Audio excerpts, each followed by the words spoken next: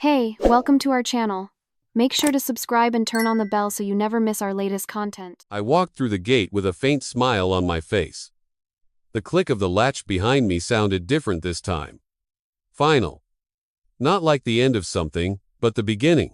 For the first time in what felt like a decade, I was coming back from a trip feeling lighter, without another destination lined up or a video call scheduled for the next day.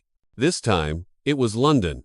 The grand opening of the 12th office of the energy company I had built from scratch. 12 offices. The number felt both monumental and hollow. On the long ride home from the airport, the city lights blurring into streaks of gold and red, I hadn't been thinking about profit margins or market expansion. I'd been rehearsing a speech. A simple one. I kept thinking about how I'd tell Genevieve and the girls, Willow and Poppy, that I was done. Not done with work, but done with the way I worked.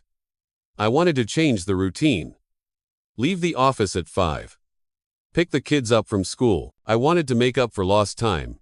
And more than anything, I wanted to reconnect with real life. The kind that starts after work. When I turned the doorknob, I was braced for the usual beautiful chaos. The scent of Genevieve's perfume, a mix of gardenia and something I could never name, hanging in the air. The sound of little feet, Willow's thumping run, and Poppy's lighter pitter-patter racing across the wooden floor. Some cartoon playing too loudly in the living room. But all I found was silence. A deep, profound silence that felt heavier than any sound. It seemed to press in on me from the walls. "Jen? Girls?" I called out, my voice sounding unnaturally loud in the stillness. No response. I walked to the kitchen. Empty. A single, clean glass sat on the drying rack. The espresso machine was cold. I climbed the stairs, my hand gliding on the polished banister, actively listening, searching for noise, movement, any sign that someone lived here besides me. The girls' rooms were the first clue that something was deeply wrong. They were too neat. Willow's collection of painted rocks was arranged in a perfect line on her windowsill. Poppy's stuffed animals sat in a silent, orderly row against her pillows. Their beds were made with an adult's precision, as if nobody had slept in them for days. Then I saw the closet. It looked incomplete. Some clothes and 2 of their small suitcases were missing. A cold dread, sharp and metallic, began to creep up my spine. It was in the study that I found what I feared most. An envelope. White, crisp, with my name Alistair written on it in Genevieve's elegant, familiar script. It was deliberately placed in the dead center of my mahogany desk. My hands trembled as I picked it up. The paper felt cold, formal. I opened it. The letter started with an apology. She hoped I would understand. She said the past few months had been hard, that she missed me, and more than that, she missed being seen, touched, desired. Then came the name. Damien, the golf instructor at the club. She confessed she had gotten involved with him. It started with innocent conversations, she wrote. She didn't plan anything. It just happened. It just happened. The 3 most cowardly words in the English language. She said there was no love, that it was a mistake, that she felt confused, guilty, and ashamed, but that it was already too late to undo what was done. She wrote that she was staying with the girls at her parents' house in Napa Valley. Giving me space, she called it, to process everything without having to deal with the girls' questions. The letter felt like a poorly planned confession, an attempt to ease her own guilt by placing the responsibility of deciding what came next entirely on me. I dropped the letter on the table. The words blurred. I walked to our bedroom, my feet feeling heavy, disconnected from my body. I glanced around the space where I had spent so many years with Genevieve. Our space, and I felt like I was standing in a stranger's house. The life I thought I was coming home to had already left. I opened the girls' closet again. I saw that some clothes were gone, but so many of their toys remained. Willow's favorite worn-out teddy bear, Poppy's half-finished Lego castle, little pieces of their childhood, abandoned. My first instinct wasn't to scream or break something. It wasn't even to call Genevieve and demand an explanation. My mind, trained for years to assess damage and formulate a response, went into a cold, quiet state of crisis management. I grabbed my phone and called my sister, Claire, who lived in San Francisco. Her voice was warm, cheerful. "Alistair, you're back. How was London?" "Claire," I said, my own voice flat, devoid of emotion. "I need a place to stay with the girls for a few days." There was a pause. She knew my voice. She knew something was wrong. "Of course. What happened?" "I'll explain later," I promised. I just I need to get them, and I can't stay here. Instead of making any rash decisions, I chose to move carefully, methodically. I packed a bag in silence. Her words from the letter echoed in my mind like dry punches, each one a blow. I missed being seen, touched, desired, and with every echo, the pain was there, scattered in the corners of the house, in the indentation on her side of the bed, in the silence where laughter should have been. The worst part wasn't the betrayal itself. It was the timeline, the past few months. For months, while I was giving my best in meetings, on long-haul flights, closing contracts and orchestrating mergers, believing I was building security for my family, this was happening. It felt like discovering that while I was meticulously building protective walls around my home, someone inside had already opened the windows for a stranger. Still, I didn't break anything.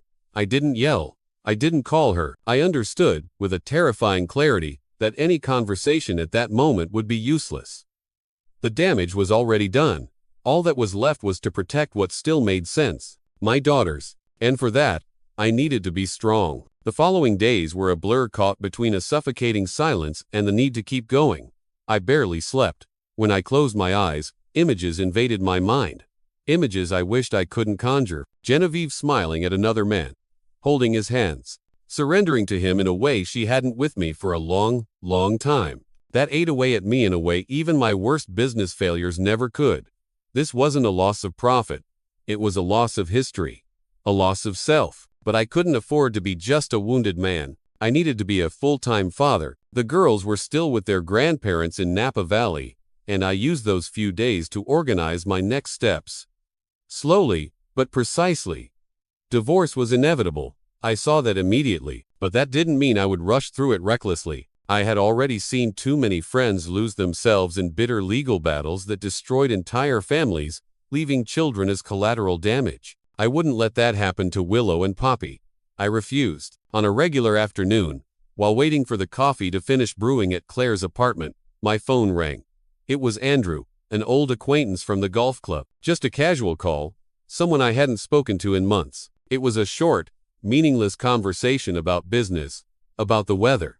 But it changed everything. When I briefly, vaguely, mentioned that Genevieve and I were separating, Andrew let out a sentence that was meant to be trivial, but it planted an uncomfortable seed in my mind. "Man, that's rough," he said, a little too casually.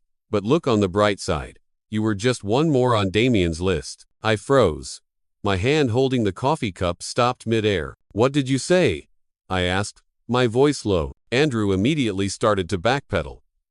"Oh, man, forget I said anything. It's just club gossip. I don't want to get involved." But it was already too late. Damien's list. That thought wouldn't leave my mind.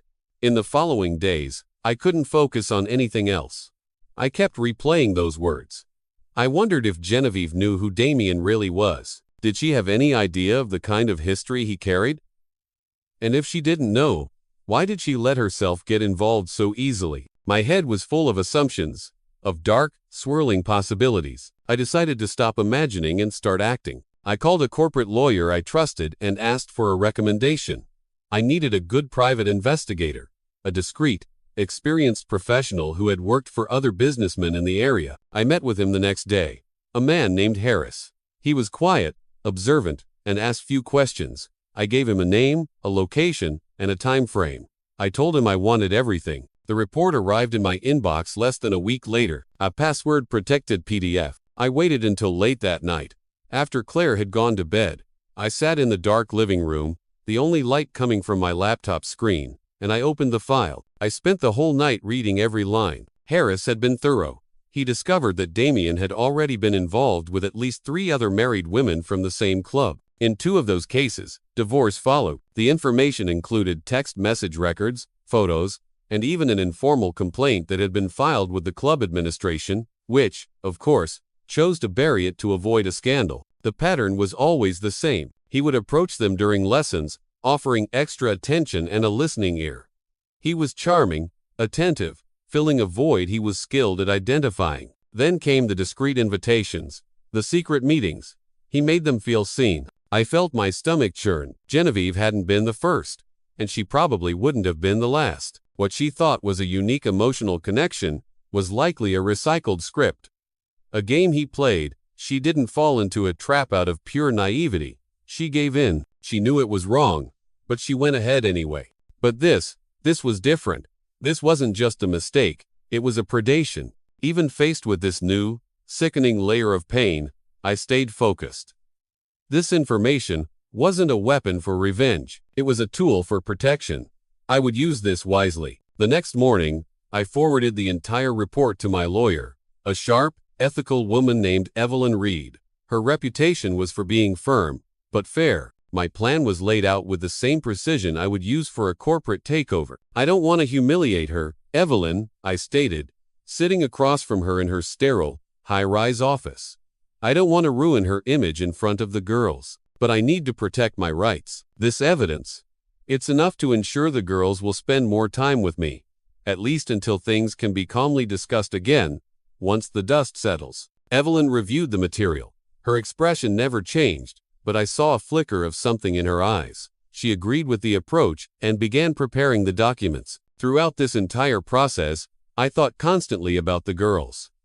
They were in Napa, probably hearing softened, curated versions of the truth, and I knew that sooner or later, I would have to tell them my side of the story, carefully adapted to their age. I didn't want them to grow up hating their mother, but I also wouldn't allow them to confuse loyalty with passivity. They needed to understand that forgiveness is a choice, but respect is a duty. One Saturday night, while staying at my sister's house, I sat with her on the porch, the cool San Francisco fog rolling in. I shared part of what I had discovered. Claire listened carefully, her expression firm, the kind of look that shows someone feels your anger but is trying not to fuel it for you. When I finished, she simply said, "You'll come out of this with your head held high, Alistair. It will hurt, but it will shape you." It was a simple phrase, but it echoed in my mind. In a way, it was true. Every pain, well fought, shapes us. And I was already changing, without even realizing it. A few days later, I scheduled a phone conversation with Genevieve. She answered in a low tone, her voice sounding embarrassed, fragile. I got straight to the point. "The divorce is inevitable, General." She tried to argue. She cried. She begged me to reconsider, but I remained firm. "I'm not going to make a scandal," I told her, my voice steady. "I will protect your image in front of the girls. But this is the end." I simply asked her to prepare the girls, because I would be driving up to Napa to pick them up in 2 days. She agreed, defeated. Her voice sounded like someone who was only now beginning to grasp the full extent of the damage she had caused. I hung up and stared at the phone for a while. I took a deep, cleansing breath, and for the first time in weeks, I slept for several hours straight. No nightmares, no questions, just the necessary emptiness required to keep moving forward. The divorce process moved with surgical precision. Supported by a well-written prenuptial agreement, the irrefutable evidence gathered by Harris, and Genevieve's own confession letter, I handed over all the necessary documents to Evelyn. I treated it like closing a business contract. No anger, no haste, but with a level of seriousness that impressed even those used to handling messy separations. The difference this time was that it wasn't a company at stake. It was my own life. Genevieve, upon being officially notified, signed the papers with an empty expression. She looked worn down, exhausted from the inside out, like someone who already knew there was nothing left to save. Despite the weight of what she had done, she wasn't left without support. The prenup guaranteed her a significant sum, along with one of our properties and a portion of company shares that were separated by mutual agreement. She maintained the standard of living she was used to, with enough financial stability to move forward without depending on anyone. The difference was that all of this now came accompanied by a profound loneliness she had built for herself, word by word, gesture by gesture. I, on the other hand, didn't seek revenge or recognition. I avoided public comments. I refused to discuss the matter with colleagues. I preferred to preserve the dignity of the process. My only real concern was centered on the girls. When I finally drove to Napa to pick them up, they hugged me with a different kind of strength, a desperate, clinging strength, as if they sensed, even without understanding all the details, that something fundamental had changed in their world. Back at my sister's house, I re-established our routine with a lightness that surprised even myself. I made sure to take them to school every morning. I learned to make pancakes from scratch, the way they liked them, with chocolate chips for Willow and blueberries for Poppy. I started watching cartoons with them on Sundays, truly watching, not just sitting in the same room while scrolling through emails on my phone. And in these simple, quiet gestures, I rediscovered a piece of myself I had left behind years ago. The man I was before the 12 offices, before the private jet, before the relentless pursuit of more. One day, while waiting for Poppy to finish her ballet class, I was approached by a lady who often saw me there, sitting quietly, watching patiently through the observation window. Her name was Mrs. Thompson, a widow with a gentle voice and a sharp, knowing gaze. She sat beside me on the bench. "I admire your constant presence," she said, without any preamble. "I've seen many fathers who, after a divorce, become visitors in their own children's lives.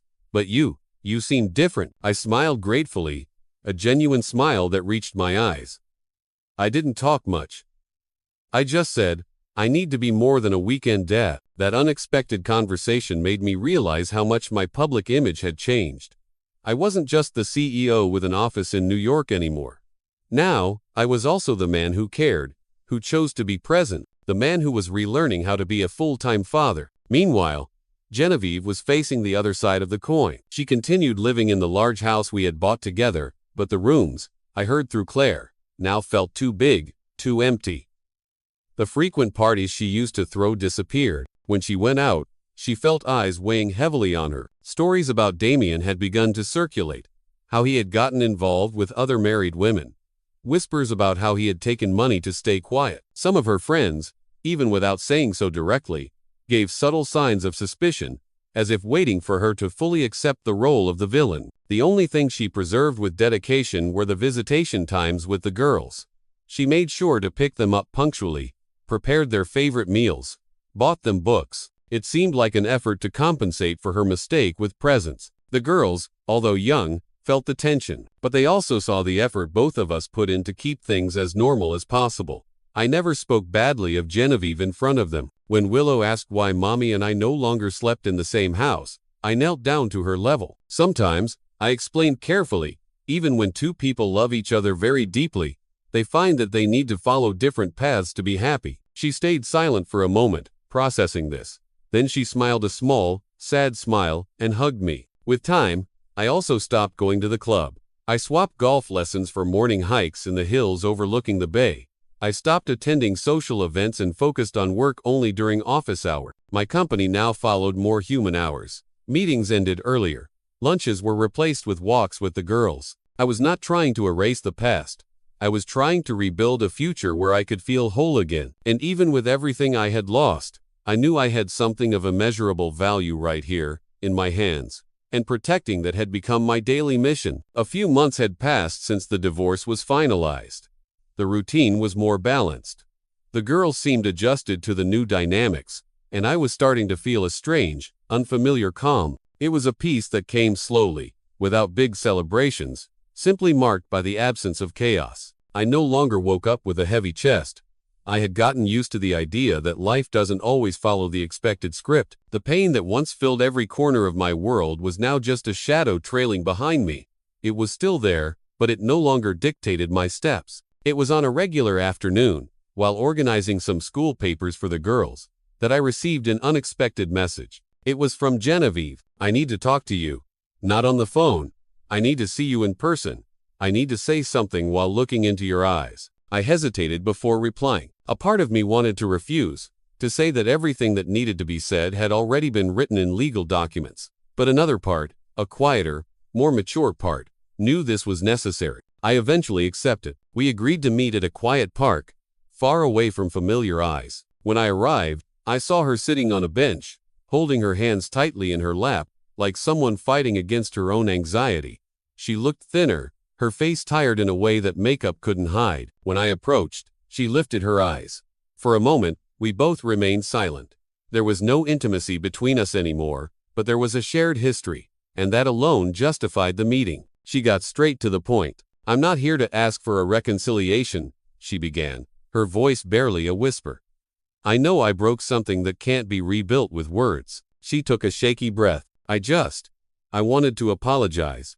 Not just for the act itself, but for everything, for letting my loneliness make decisions instead of my maturity, for mistaking a fleeting need for freedom, for creating an emptiness where our family once stood. I listened without interrupting. There was no anger left in my eyes. There was a safe distance between us now, a distance built from pain, but also from a strange, new kind of respect. When she finished, I simply said, "I already have, General, I've forgiven you." I saw the surprise in her tear-filled eyes. "I spent a lot of time trying to understand why," I continued. "But I concluded that some choices only appear when we lose ourselves. And you seem to have gotten lost." Genevieve cried quietly then. Not loud, dramatic sobs, but the silent, shoulder-shaking tears of true regret. I let her finish. Then I stood up. "That was enough," I said softly. "It's over now. Life will continue, in separate directions.